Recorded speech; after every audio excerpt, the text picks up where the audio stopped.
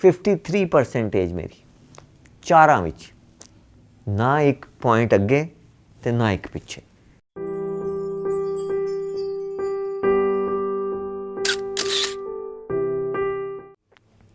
ਫਿਰ ਮੈਂ private matric ਕੀਤਾ ਜੀ, ਔਰ ਮੇਰੀ ਉਹ ਗੱਲ ਤੁਹਾਨੂੰ ਦੱਸ ਰਿਹਾ ਸਾਂ ਪੂਰੀ ਹੋ ਗਈ, ਔਰ ਮੈਂ ਵਿੱਚੋਂ ਅੰਦਰੋਂ ਖੁਸ਼ ਵੀ ਹੋਇਆ।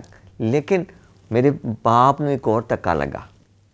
ਪਹਿਲਾ ਧੱਕਾ ਉਹ ਲੱਗਾ ਸੀ ਮੇਰੇ ਭਾਈ ਦਾ, ਜਿਹੜਾ 19 ਸਾਲ ਦੇ 'ਚ ਗਿਆ। ਦੂਸਰਾ ਧੱਕਾ 72 'ਚ ਮੇਰਾ ਲੱਗਾ, ਜਿਹੜਾ 10 ਸਾਲ ਬਿਸਤਰੇ 'ਤੇ ਰਿਹਾ। ਮੈਂ ਘਰ 'ਚੋਂ ਸਭ ਤੋਂ ਛੋਟਾ ਸਾਂ।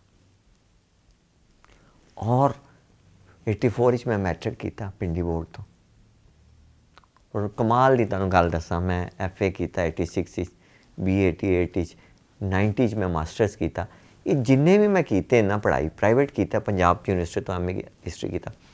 53% ਮੇਰੀ ਚਾਰਾਂ ਵਿੱਚ, ਨਾ ਇੱਕ ਪੁਆਇੰਟ ਅੱਗੇ ਤੇ ਨਾ ਇੱਕ ਪਿੱਛੇ। ਹਰ ਵਾਰੀ ਮੈਂ ਮਾਂ ਪਿਓ ਨੂੰ ਕਹਾਂ ਜੀ ਨਹੀਂ ਹੁਣ ਮੈਂ ਅਗਲੀ ਵਾਰੀ ਮੈਂ ਕਰ ਲਾਂਗਾ ਜੀ, ਇਸ ਵਾਰੀ ਇਨਸ਼ਾਅੱਲਾ। ਲੇਕਿਨ ਮੇਰਾ ਰਿਕਾਰਡ ਹੈ ਕਿ ਮੈਂ 53% ਤੋਂ ਉੱਤੇ ਨਹੀਂ ਹਾਂ। ਮੈਂ ਬੈਕ ਬੈਂਚਰ ਸਾਂ, ਕੋਈ ਲਾਇਕ ਬੰਦਾ ਮੈਂ ਨਹੀਂ ਸਾਂ, ਮੈਂ ਨਾਲਾਇਕ ਸਾਂ।